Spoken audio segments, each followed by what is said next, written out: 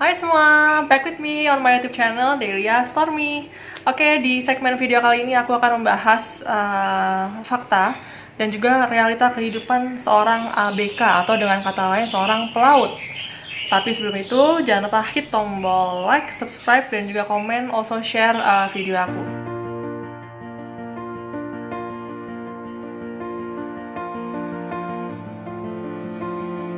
Kita langsung mulai aja ke topik ini ya, karena ke topik ini lumayan cukup serius dan cukup penting. Karena kan lagi hangat-hangatnya juga ya, karena berita ini 2 hari yang lalu, atau tepatnya 3 atau 2 hari yang lalu baru terkuak beritanya mengenai ABK 4 orang WNI ABK asal Indonesia yang dilarung ke laut di Busan, Korea Selatan. Berita itu kan kita tahu kan itu kan disiarkan oleh siaran televisi Korea Selatan yang bernama MBC, dan juga MBC itu emang nggak ada di sini ya. Tapi kalau kalian mempunyai TV kabel yang salah satu stasiun ada yang dapat MBC. Dulu sih aku pernah dapat MBC, cuman sekarang udah nggak. Sekarang aku cuma dapatnya kalau dari Korea itu KBS. Dan juga itu YouTuber pertama yang menemukan itu kan kalian pasti tahu kan, si Jang Hansol atau Mas Jang Hansol atau nama akun YouTube-nya itu Korea Reomit. Jadi aku di sini lebih ke apa ya? Aku sih nggak mau investigasi atau apa nggak. Aku cuman pengen sharing ke kalian bagaimana sih sebenarnya kehidupan sebenarnya sebagai seorang ABK atau pelaut ya. Tapi untuk jujur sebenarnya mungkin kalian yang belum tahu atau mungkin kalian yang sudah tahu juga. Kalau yang belum tahu ya pasti di sini juga kalian akan tahu ya. Jadi sebenarnya aku tuh dulu mantan ABK atau pelaut seafarer. Jadi di tahun 2007 pertama kali aku menginjakan kaki aku untuk memutuskan untuk untuk berkelana. jadi intinya untuk untuk bekerja di luar negeri. Tapi aku bukan di kapal kargo, kapal ikan, tapi aku lebih ya defensi, anyway bukan lebih fancy sih. Jadi aku di kapal passenger ship, jadi cruise ship. Jadi aku dulu di salah satu bendera Italia, bendera Italia. Nama kapalku adalah Costa Crociere. Jadi kalau misalnya search itu lumayan itu terkenal jadi Costa ya. Jadi memang tuh under Italian flag. Jadi di situ pertama kali aku menginjakan kaki tahun 2007. Itu saat itu aku baru berumur 20 tahun ya. 20 tahun aku udah kerja di sana. Dan juga ekspektasi aku ya pasti aku tujuan utama kerja di situ ya kenapa? Karena aku emang aku suka jalan-jalan dan aku nggak suka yang kayak yang serius. Yang perlu kalian tahu untuk seorang pelaut ABK itu memang dibutuhkan pengalaman yang memang cukup harus qualified ya. Jadi karena ya zaman 2007 aja dulu aku 2006 akhir tuh udah mulai daftar ya di salah satu agensi. Tapi agensi aku ini emang agensi yang dulu dari Filipina dan ada juga perwakilan di sini. Itu emang udah ternama. Aku juga nggak mungkin masuk ke keluar kerja di luar negeri, kita nggak tahu asal muasalnya kan, kita sedikit dulu ya, kita cek juga company profile seperti apa. Aku flashback sedikit di Januari tahun 2007 tuh aku pertama kali embark. Kita sebutnya embark ya. Embark tuh masuk embarkation. Jadi kalau misalnya di check-in tuh cek, kalau di hotel tuh kita sebutnya check-in, kalau di kapal cruise ship itu kapal besar kita sebutnya embark ya. Jadi kita pertama kali aku embark itu di pelabuhan di Italia ya, di salah satu negara Italia di Genoa. Ya itu memang gila, pas ingat banget tuh waktu itu, gila tuh kapal gede banget ya. Sayang sih mungkin foto-fotonya aku kayak video foto aku mungkin nggak bisa share karena kan itu tahun 2007 ya. Jadi karena mungkin ya kayak sosmed tuh belum marak banget ya, cuma ada Facebook pun belum. Facebook 2008 atau 2009 saya nggak tahu ya. Apalagi Instagram, WhatsApp pun setahu aku seingat aku 2010 dia baru mulai. Jadi tapi kalian bisa nonton di video aku. Betul aku tuh take video dari kamera. Nanti aku kasih linknya di deskripsi. Aku pernah upload video-video pertama-tama aku di YouTube itu di live on board. Jadi kehidupan sebenarnya waktu itu anyway sih itu nggak sengaja sih, karena itu pas aku mau pulang dari suatu kapal udah selesai kontrak. Jadi kita ada perayaan sedikit ya, kayak pesta kecil-kecilan, namanya kita sebutnya Despedida Party. Jadi diabadikan lah oleh salah satu rekan aku di kapal tersebut. Aku pertama kali menginjakan kaki di sana ya pasti udah langsung homesick ya. Karena kan perjalanannya juga kan sampai sana juga kita nginep dulu di hotel, baru kita dijemput oleh busnya, bus dari perwakilan kapal tersebut. Jadi lalu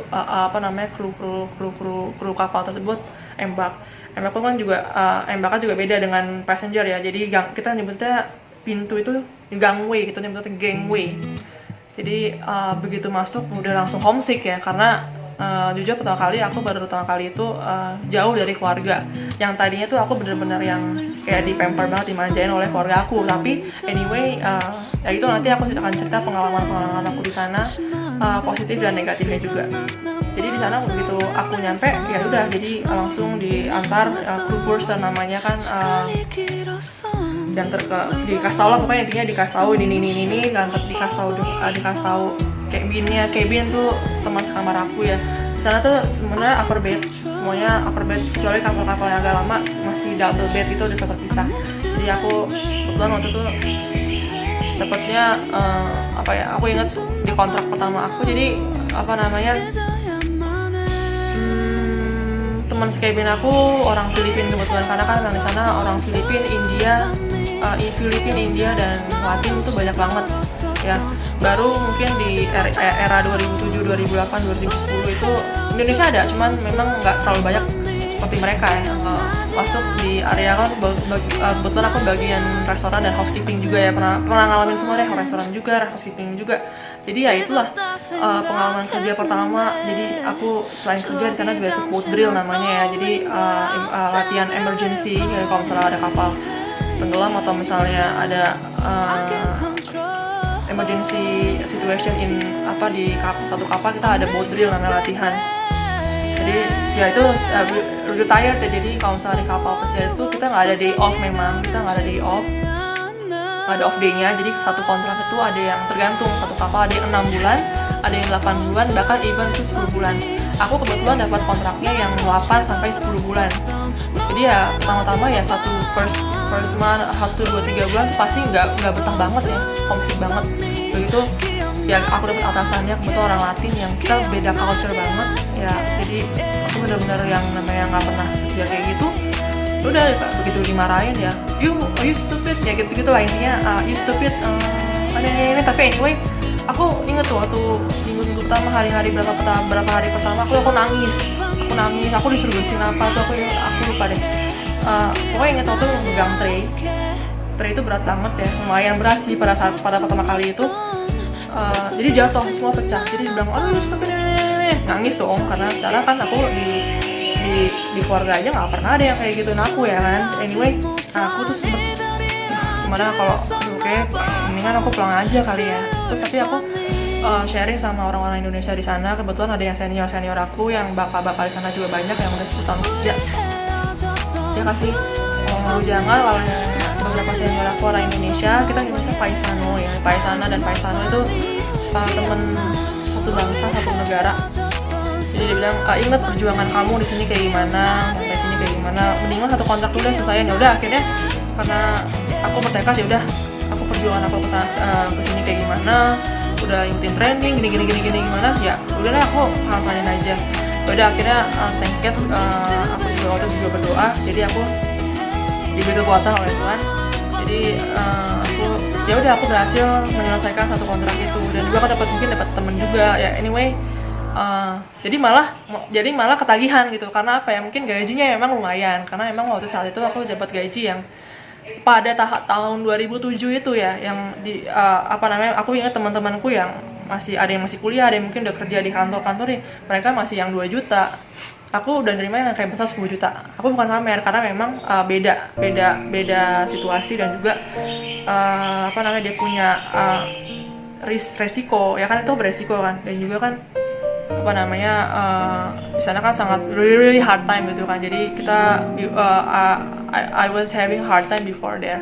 Jadi kerja keras aku di sana memang terbayar juga dengan gaji yang lumayan juga tuh. Di balik itu semua memang untuk kalau dibilang kayak diskriminasi ada memang, tapi karena karena memang dibanding untuk negara Filipina, Peru banyak, Brazil, Peru, kalau Italia pasti karena aku anti Italia karena pasti orang Italia menempati posisi yang atas, kayak officer yang manajer ke atas pasti orang Italia ya. Filipina, India, dan terakhir Indonesia. Memang Indonesia itu memang kesempatan kita punya kesempatan yang sangat kecil orang Indonesia untuk mencapai posisi yang bagus di sana. Memang atau mungkin juga diperlakukan secara yang berbeda dengan negara-negara lain. Kalau untuk orang Indonesia, makanya ya untuk kayak komunitas orang Indonesia sendiri yang tidak sebanyak orang kayak orang Filipina, orang India. Memang sana memang di negara kayak kalau misalnya sana kan kita kan sering berlabuh ya, namanya kan kapal pesiar. Jadi ada sebutan ya, lu bisa nemuin dimanapun ya orang-orang Filipina, orang India itu ada di mana, di seluruh negara pun juga ada gitu. Jadi itu hal-hal yang kalian perlu tahu. Jadi memang kalau untuk mengalami diskriminasi itu ya memang pasti. Even aku itu pas kapal pesiar passenger itu pun juga masih mengalami diskriminasi, tapi untungnya aku kebetulan aku orang yang bukan supel ya, maksudnya aku orang yang bergaul sama siapa aja. Kebetulan justru aku lebih banyak punya teman itu orang Filipina dibanding orang Indonesia, orang India, karena memang jadi aku sampai sekarang aku ngerti bahasa mereka, aku tahu bahasa Spanyol, bahasa Italia harus ya, dan itu banyak autodidak karena aku di sana ya bergaul dengan mereka pakai bahasa itu ya, jadi mau nggak mau kan tiap hari kita ngedenger tiap saat, jadi mau nggak mau ya ngerti. Bahkan banyak orang mengira aku kalau kita kan pakai seragam ya, itu ada name tag-nya, nama aku, posisi aku, dan juga ada benderanya Indonesia atau Indonesia dan juga benderanya. Kalau mereka belum lihat name tag aku, pasti mereka ngiranya aku orang Filipina, jadi mereka pasti ngiranya are you Filipina gitu. Tapi kalau mereka langsung ngomong Filipina kah gitu, itu arti bahasa Tagalognya tuh are you Filipina, aku ngerti pun mereka ngomongin Filipina, aku ngerti ngomong bahasa Tagalog, aku ngerti. Baru pas mereka ngeliat name tag aku, baru mereka nyadar gitu, oh itu Indonesia atau Filipina like that. Ya many times itu benar I used to heard like that gitu. Maksudnya intinya aku sering dianggap sebagai orang Filipina. Jadi ada hal baik juga, sisi positifnya dari we work di sebagai ABK, anak buah kapal, apalagi di kapal passenger itu kan kita kan keliling dunia secara gratis ya, malah kita dibayar karena kita kerja kan ya. Jadi kita bisa, kalau kapal itu kemana-mana ya setiap 2 hari sekali, atau mungkin bahkan ada cruise yang kalau negara-negara yang dekat kalau tiap hari ya kita bisa turun. Kalau emang kita punya waktu kita turun, dan kalau emang aku nggak capek biasanya aku turun kalau negara-negara yang top ya. Dan juga kalau misalnya sisi buruknya memang selain diskriminasi, memang jam kerja yang sangat panjang, cukup panjang. Jadi mungkin bisa dibilang 13-14 jam. Tapi kita ada istirahatnya, kayak 3,5 jam kita ada istirahat split ya namanya. 3,5 jam kita ada istirahat. Makanya memang kita waktu di sana kita tidak ada day off. Jadi begitu kita turun, kita selesai kontrak, yaudah itulah day off kita vacation itu selama 2-3 bulan. Jadi selama 2-3 bulan kita nunggu jadwal selanjutnya untuk embark lagi, untuk berangkat lagi di kapal yang ditentukan oleh agensi tersebut. Selain itu untuk benar-benar aku di sana belajar ya. Di sana memang di kapal pesiar itu anyway dari luar negeri itu memang sangat berat. Selain jauh dari keluarga, kita kan belajar budaya mereka, kita beda budaya, beda negara ya kan. Jadi